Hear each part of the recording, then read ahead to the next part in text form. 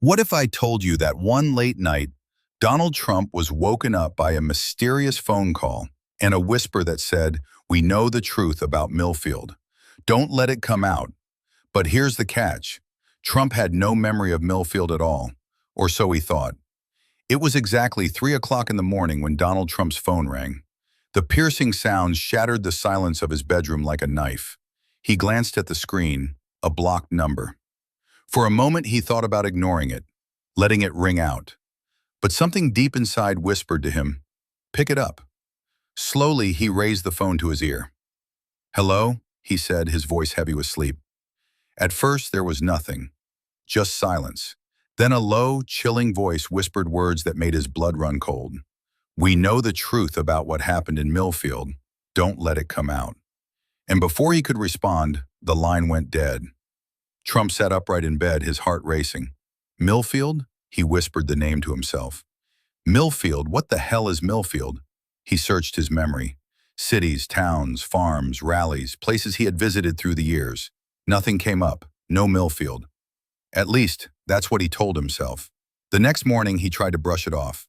Just a prank, he thought. But the name clung to his mind like a shadow. Over breakfast, he decided to test the waters. Casually, he asked one of his aides, "Hey, ever heard of a place called Millfield?" The aide froze for just a split second before forcing a quick shake of his head. "No, sir.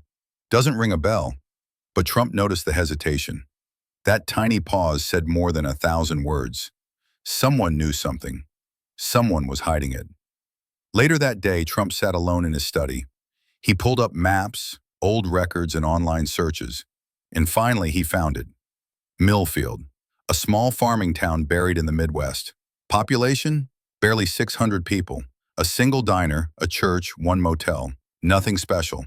The kind of place no one noticed. Yet here it was. And now it had found its way into his life. That night, Trump lay awake, staring at the ceiling.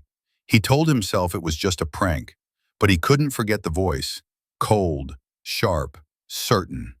At 3 a.m. again, he jolted awake even though the phone hadn't rung.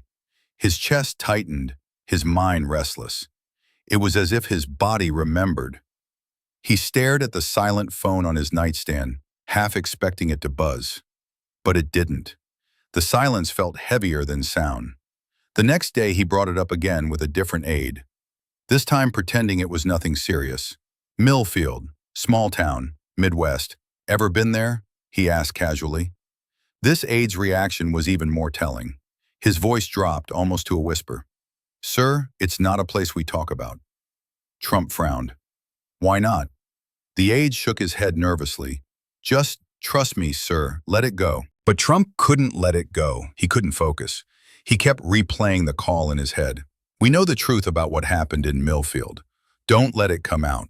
What truth? What had happened there? And why was his name connected to it? He told himself again that he had never been to Millfield, that the name meant nothing. But deep down, something stirred.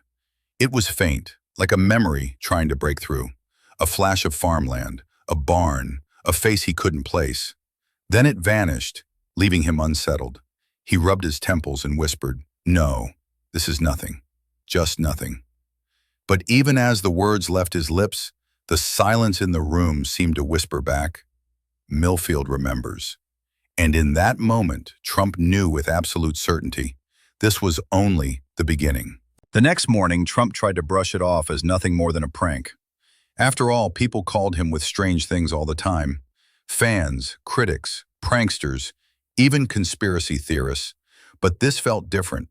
The name Millfield refused to leave his mind. It echoed like a drumbeat in the back of his head, repeating over and over. It wasn't just a random word. It carried weight. It carried meaning. At breakfast, he sat at the long table, flipping through papers as his staff moved around quietly.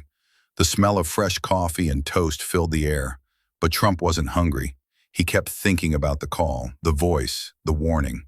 Finally, he decided to test the waters. With a casual tone, as if it barely mattered, he looked up and asked one of his aides, "Hey, ever heard of a place called Millfield?" The reaction was instant, and it told him more than any words could. The aide froze, just for the briefest second, His hands stiffened on the notepad he was carrying. His eyes flickered with something. Fear, maybe recognition. And then, too quickly, he shook his head. No, sir. Doesn't ring a bell. Trump studied him in silence. Years of negotiations, deals, and political battles had taught him how to read people. He could sense hesitation like a bloodhound. And this? This was hesitation. That pause, that nervous shake of the head. It wasn't the answer of someone who didn't know. It was the answer of someone hiding something. He didn't push. Not yet. Instead, he gave a small nod and went back to his coffee. But inside, he felt the first ripple of unease turn into something larger. He wasn't imagining things. The name Millfield meant something, and people around him knew it. They just weren't telling him. Later that day, alone in his study, Trump couldn't resist the pull any longer. He sat down at his desk, opened his laptop, and typed the name into search after search, Millfield. The results were thin, almost too thin. A small farming town, buried in the Midwest, population barely 600, a single church, a diner, a motel. The kind of place so ordinary that most people would drive through it without even noticing. But Trump noticed, because now it wasn't just any town. It was the town tied to a midnight warning. He leaned closer to the screen, scrolling through old maps, archived records, and faded photographs. The pictures showed farmland stretching into the horizon, weathered barns and simple wooden houses. It all looked harmless, normal, too normal. And that was the problem. Why would someone, in the middle of the night, call him with such a warning? Why mention Millfield? Why say, we know the truth about what happened in Millfield, if there was no truth to be found? The more he thought about it, the less it made sense. Trump had traveled across America, visiting cities, towns, and villages of every size. He had shaken hands with farmers, businessmen, workers, and children. But Millfield? He didn't remember ever stepping foot in a place by that name. And yet, a faint feeling gnawed at him, as if somewhere, buried deep in the corners of his memory, there was a connection. Something long forgotten, something he didn't want to remember. He sat back in his chair, rubbing his temples. The room was quiet, but his mind was loud with questions. Why Millfield? Why now? He pulled up more documents, zooming into the county's records. Old census reports, property sales, even news clippings. Most of it was dull, livestock prices, weather reports, community events. But every now and then he found blank spaces, years with no records, months with nothing reported, entire stretches of silence. That silence spoke louder than words. Trump closed the laptop and stared at the wall, deep in thought. His instincts told him this wasn't just coincidence. Someone wanted him to remember Millfield. Someone wanted him to stay away. Both couldn't be true. He poured himself a glass of water, his hand trembling slightly. It wasn't fear, at least, that's what he told himself. It was curiosity. And yet, curiosity was often more dangerous than fear. As night fell, the name Millfield was still with him. When he lay in bed, staring at the ceiling, he could almost hear it whispered in the silence. Millfield, a word he had never cared about before, now sat in his mind like a heavy stone. He thought about the aide's hesitation. He thought about the block number. He thought about the voice, cold and certain. And then he thought about the strangest part of all, why he felt deep in his gut that he already knew the answer. Trump closed his eyes and tried to sleep. But just before he drifted off, one thought rose above the rest. If Millfield was nothing special, then why was everyone so afraid to talk about it? Trump decided to visit Millfield quietly, without cameras or press. If there was a truth hidden there, he didn't want the world to see it before he did. The convoy of black SUVs rolled through miles of empty farmland before finally crossing the worn sign that read, "Welcome to Millfield." At first glance, it looked like any small American town. Wooden houses lined the narrow streets, paint peeling from fences that had seen better days. Fields stretched endlessly into the horizon, corn swaying gently in the late afternoon breeze. It all looked ordinary, but it didn't feel ordinary. There was something invisible in the air, an uneasiness that crawled beneath the skin. Trump noticed it the moment they passed through Main Street. People stood on porches, watching the convoy roll by. Farmers in dusty overalls, women holding grocery bags, children standing frozen near bicycles. Their eyes followed him, but the moment his gaze met theirs, they looked away. Quick, nervous, as if they weren't allowed to look at him for too long. The SUV stopped near the only diner in town. Its neon sign flickered weakly, buzzing with an almost sickly hum. Trump stepped out, his shoes crunching against the gravel. He adjusted his coat and walked toward the entrance. Normally, people rushed toward him, shaking hands, asking for photos, shouting greetings. But here, nothing. Just silence and stares. When he pushed open the diner door, the bell above rang sharply. Inside, the warm smell of fried bacon and fresh coffee hung in the air. A jukebox hummed softly in the corner. But the moment the townspeople saw him, everything stopped. Forks froze in midair. Coffee cups hung halfway to lips. Conversations died mid-sentence. The silence pressed down heavy, broken only by the creak of the floor beneath his shoes. Trump glanced around the room, forcing a casual smile. But every eye that dared look at him carried something deeper: fear. From the corner, an old man with a wrinkled face and tired eyes spoke up. His voice was raspy, yet it cut through the silence like a blade. "You shouldn't have come back here." The word sent a chill down Trump's spine. Come back? He blinked, confused. He had never been here before. At least, that's what he believed. He stepped closer. "What do you mean by that?"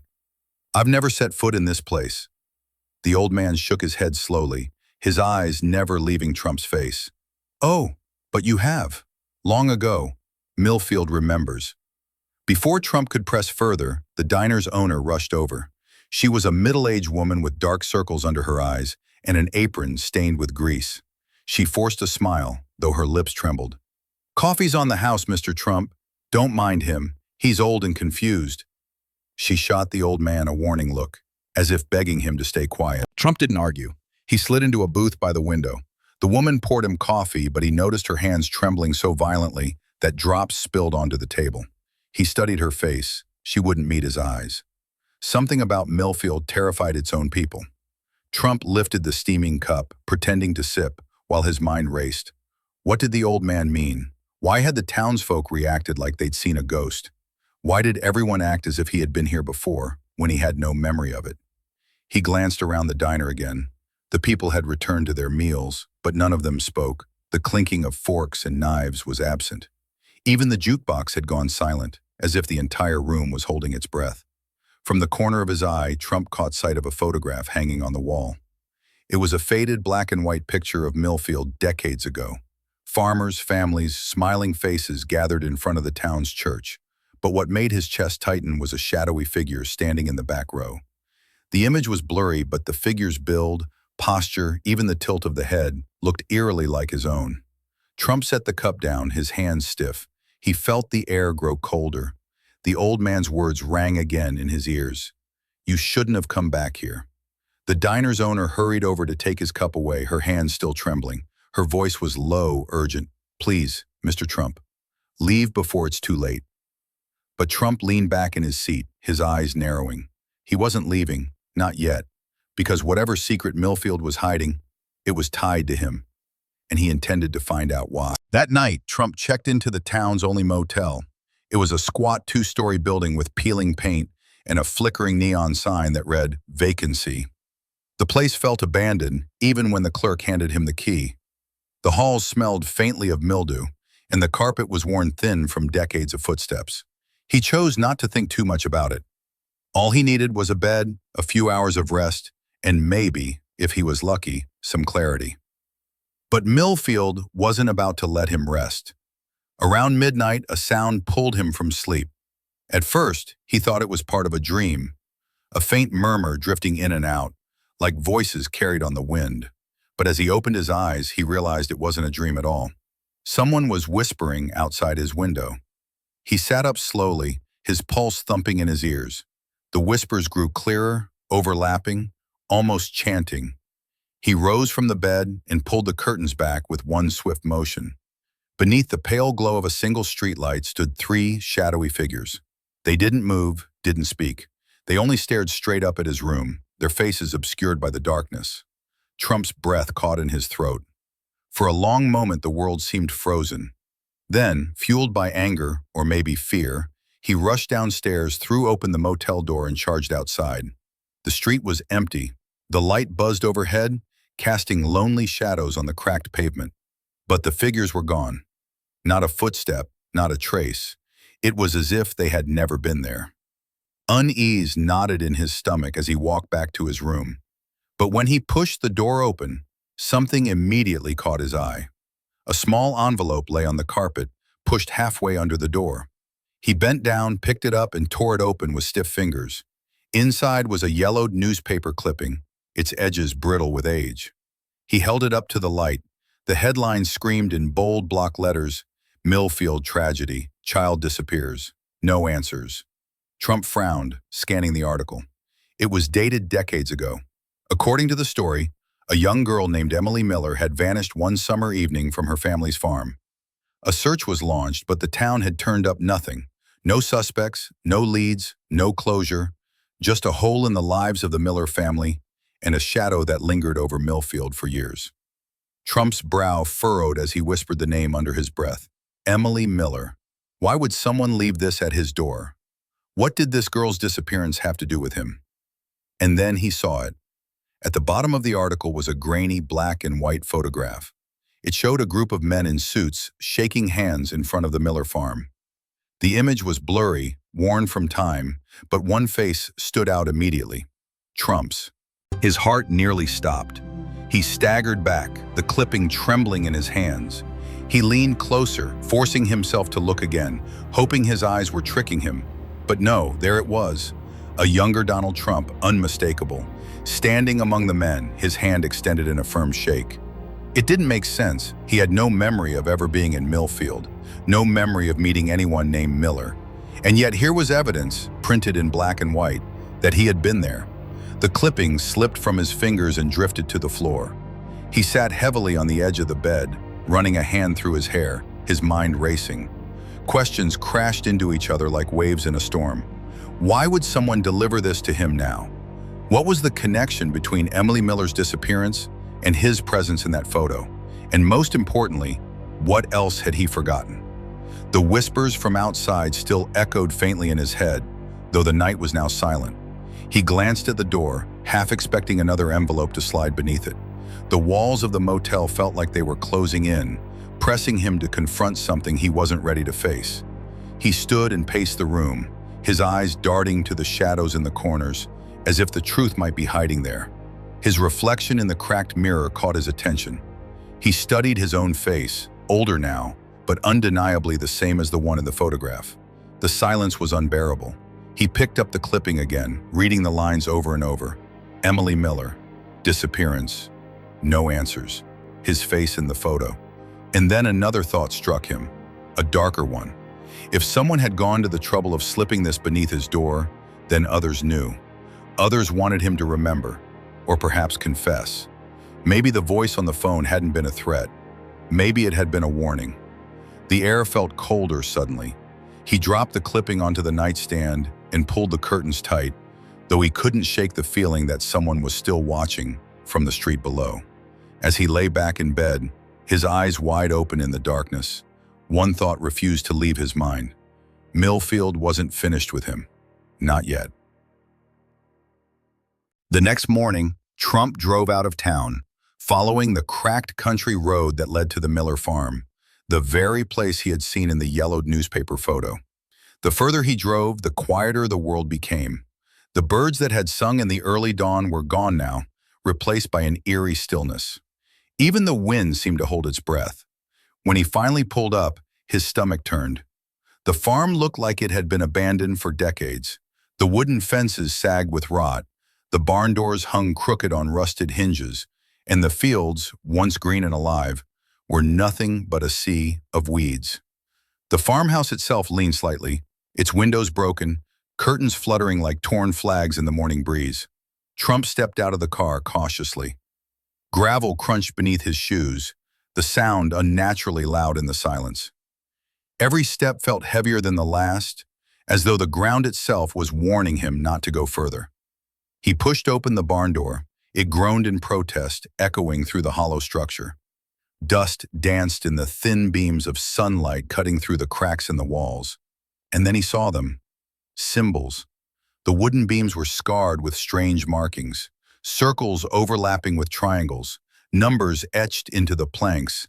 Lines that seemed meaningless at first glance, yet carried an unsettling rhythm. They weren't random scratches. They were deliberate, ritualistic. Trump's pulse quickened as he walked further inside.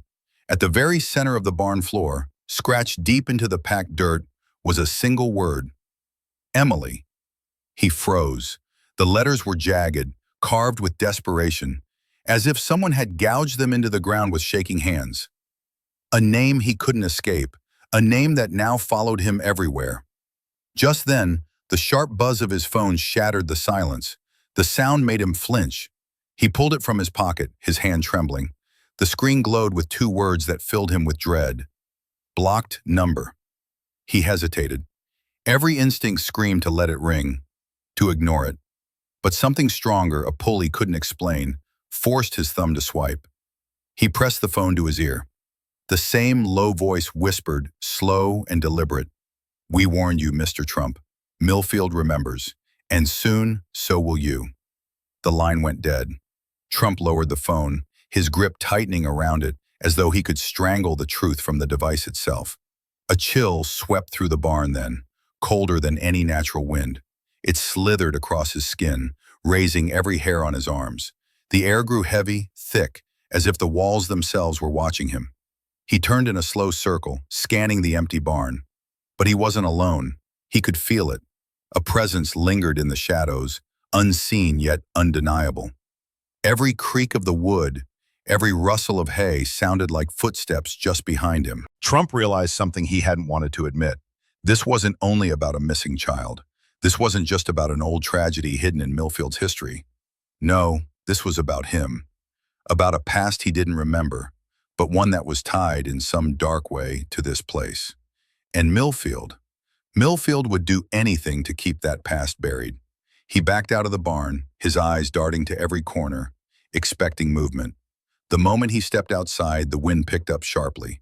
Dark clouds rolled across the sky, swallowing the sun. A shadow fell over the farm, and with it came the low rumble of engines. Trump turned his head and saw them. A convoy of black cars moving slowly down the dirt road, their headlights cutting through the dust. They approached in perfect unison, fanning out as they reached the barnyard, boxing him in. He stood frozen as the cars rolled to a stop. For a moment, the world was silent again, save for the ticking of cooling engines. Then, one by one, the doors opened. Figures emerged, tall men in dark coats, their faces grim and unreadable. Their shoes crunched against the gravel as they fanned out, forming a half circle around him. Trump's mouth went dry. His instinct was to demand answers, to take control like he always did. But something in their eyes told him this wasn't a stage. This wasn't politics. This was something much older, much darker. Then one of them stepped forward. His face was pale, his expression hard as stone. He locked eyes with Trump, and when he finally spoke, his voice was calm, too calm. "Welcome back to Millfield, Mr. Trump." The words hit him like a thunderclap. Back? The word echoed in his mind. Back, as if he had been here before, as if he had always belonged to this place. For the first time in years, Trump felt powerless, trapped, surrounded not just by men, but by a truth he wasn't sure he wanted to uncover. The sky darkened further, and thunder rumbled in the distance. Millfield had waited a long time, and now it was ready to reveal its secrets. The truth you just saw is only half the story. Want the rest? Hit that subscribe button. The secrets are just getting started.